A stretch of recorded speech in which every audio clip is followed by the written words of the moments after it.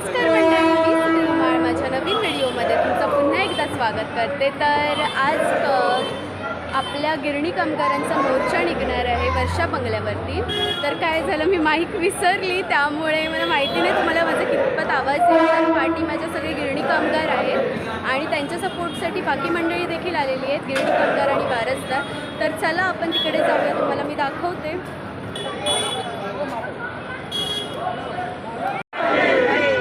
सर्व गिरणी कामगारांना विनामूल्य मुंबई आमच्या हक्काची, गिरणी कामगार एक सुटीचा, गिरणी कामगार एक सुटीचा, सर्व गिरणी कामगारांचं पुनर्वसन मुंबई. गिरणी कामगारांना मुंबईत मोफत घरं. अरे कोण म्हणतो देणार नाही, अरे कोण म्हणतो देणार नाही. मुंबई आमच्या हक्काची, अरे मुंबई आमच्या हक्काची,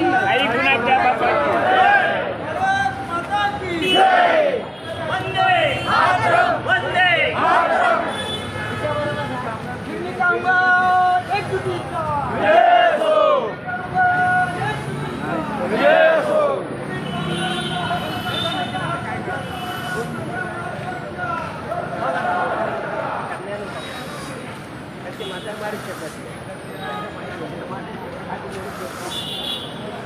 माझा पण फोटो काढ.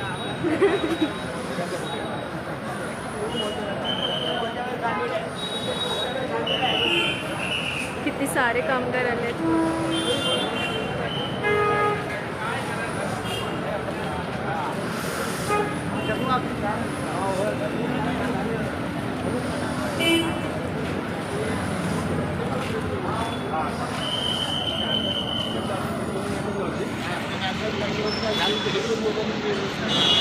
हो काही आमचं घ्या.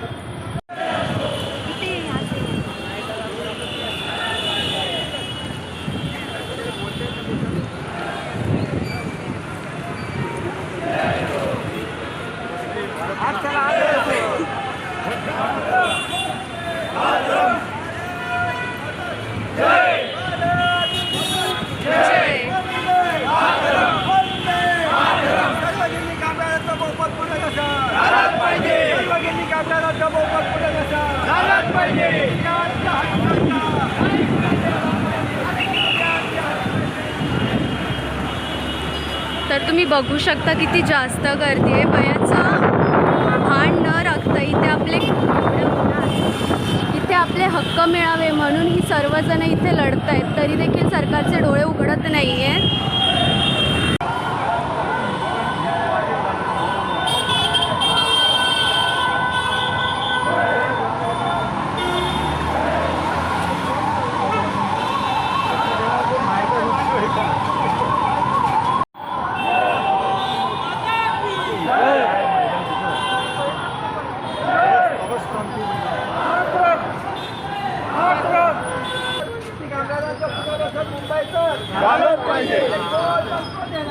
घेतल्याशिवाय राहणार नाही.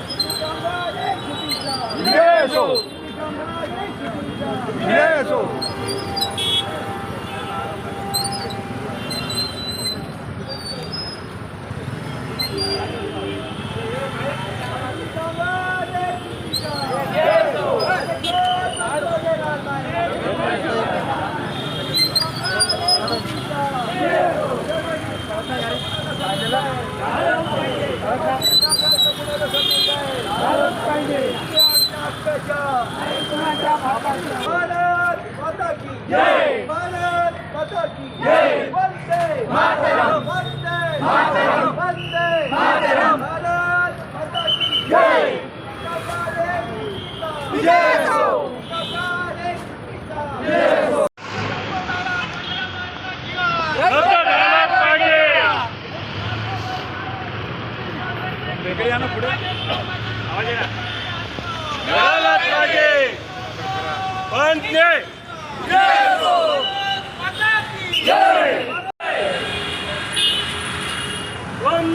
वंदे भारत माता की जय जय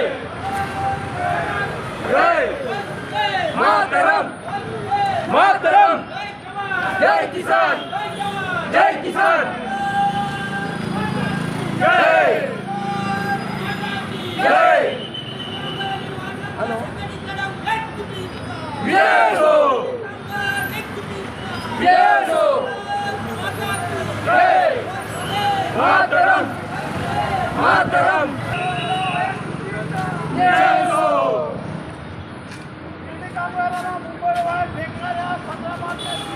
रद्द झाला पाहिजे.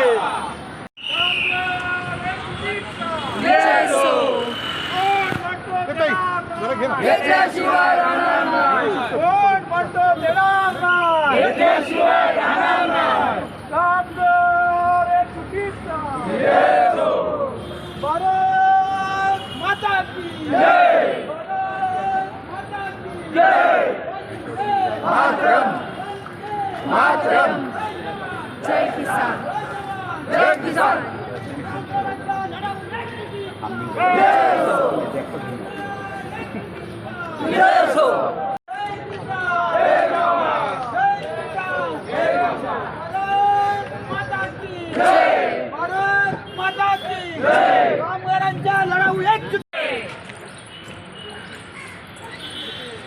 सगळ्या मागण्या आहेत त्याच्याबद्दल या सरकारला सुबुद्धी लवकरात लवकर येईल असं आम्हाला आशा आहे. निवेदन आपलं दिलेलं आहे तरी आता शांतपणे सगळ्यांनी चप्पल काढून पुष्पांजली वाहून शांतपणे घरी जायचं आहे. आपली तिरंगा यात्रा इथे समाप्त आपण करत आहोत.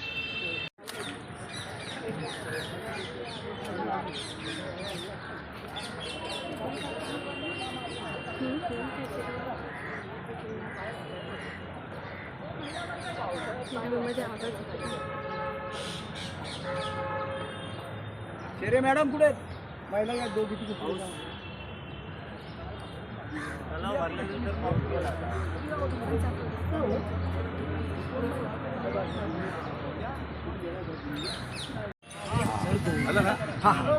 इकडे मागे बघा. वंदे मातरम वंदे मातरम मातरम.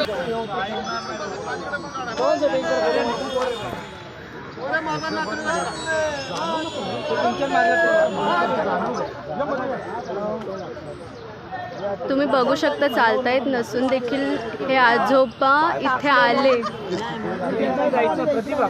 का तर फक्त गिरणी कामगारांना हक्क भेटावे म्हणून. तरी पण सरकारचे डोळे अजून उघडत नाही आहेत. अजून त्याला तात्काळ ठेवलेलं आहे. इथे इतके पाय भाजत आहेत. ती पूर्ण भूमी आहे ना तापलेली आहे तरी देखील ते आले आहेत.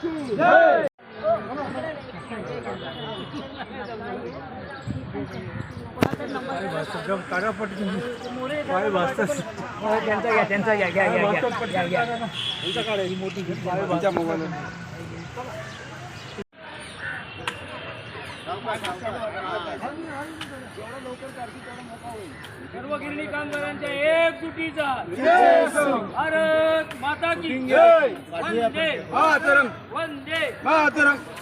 हे बघण्यासाठी सरकारचे डोळे उघडत नाही की सरकारने डोळ्यावरती पट्टी बांधून घेतलेली आहे. खरंच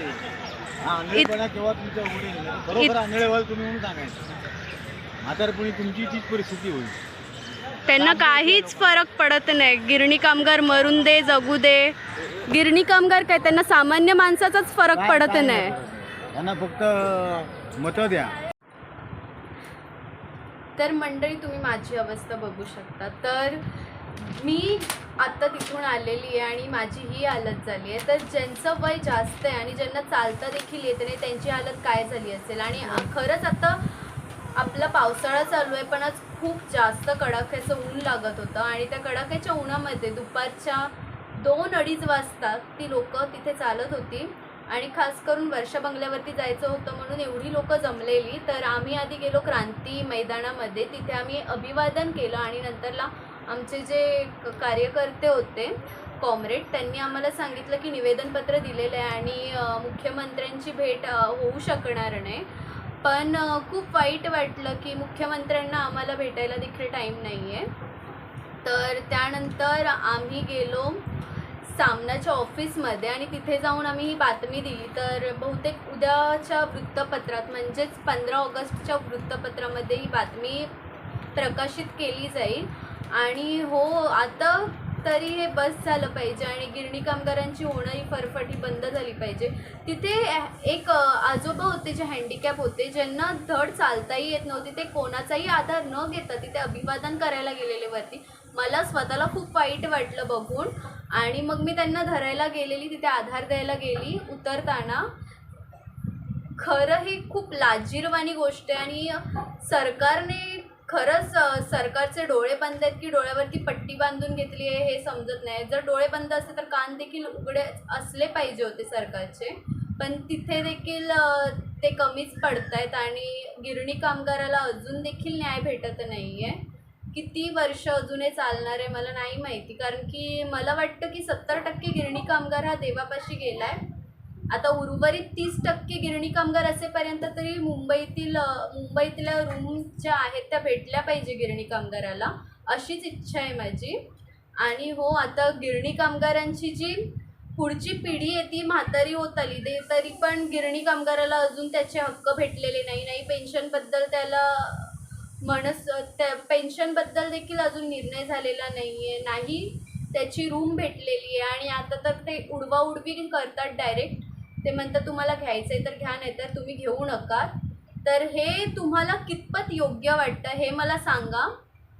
खरं तर हे योग्य नाहीच आहे, कारण की कोर्टाने निर्णय दिलेला असून सुद्धा तुम्ही मुंबईत घरं देत नाही आहे. मग हे काय आहे? आणि ही जी मुंबई आहे ही गिरणी कामगारांमुळे.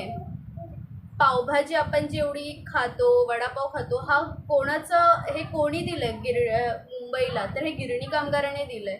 हेच नाही तर आधी मुंबईची शान ही काहीतरी वेगळीच होती, कारण की तेव्हा इथे मराठी माणूस राबत होता, मराठी माणूस काम करत होता. पण आत्ता जर बघितलं तर मराठी माणसाला हाकलण्याचं काम केलं जातं आहे. मला वाटतं ही अजूनही चालूच राहील. जर आपण आहे ना इथे दुर्लक्ष केलं, आपण अन्याय सहन करत राहिलो तर हे थांबणार नाही आहे. आणि आपली ही लोकशाही आहे आणि लोकशाहीमध्ये लोकांच्या मताला व्हॅल्यू असते, पण इथे काहीच व्हॅल्यू नाही आहे. तर आपणच उठलं पाहिजे, आपल्यासाठी आवाज उचलला पाहिजे. एवढंच बोलून मी इथे थांबते आणि ही व्हिडिओ जास्तीत जास्त लोकांपर्यंत शेअर करा आणि ही व्हिडिओ सरकारपर्यंत जायला पाहिजे अशी माझी नम्र विनंती आहे. पूर्ण गिरणी कामगार, वारसदार तसेच जे सामान्य लोक आहेत जे अजून देखील अन्याय सहन करत असतील त्यांनी पण आपले प्रश्न मांडायला शिका, कारण की जोपर्यंत आपण बोलणार नाही तोपर्यंत त्यांचे डोळे उघडत नाहीत. आणि कधी कधी काय होतं, जास्त बोलून सुद्धा इतकी लोक बोलत आहेत, काय करतायत, तरी देखील ते डोळे, ते म्हणतात ना झोपलेल्याला जागं करता येतं, पण जे झोपेचं सोंग घेतात त्यांना जागं करता येत नाही. तर ही व्हिडिओ जास्तीत जास्त लोकांपर्यंत शेअर करा आणि नवीन अपडेट्स हवे असतील तर माझ्या चॅनलला नक्की सबस्क्राईब करा आणि व्हिडिओला लाईक करायला विसरू नका. चॅनलचं सबस्क्राईबच्या बाजूला बेल आयकॉन बटन असतं, तिथे क्लिक करा म्हणजे तुम्हाला नवीन नवीन अपडेट्स भेटतील. मी तेच थांबते. जय हिंद, जय महाराष्ट्र.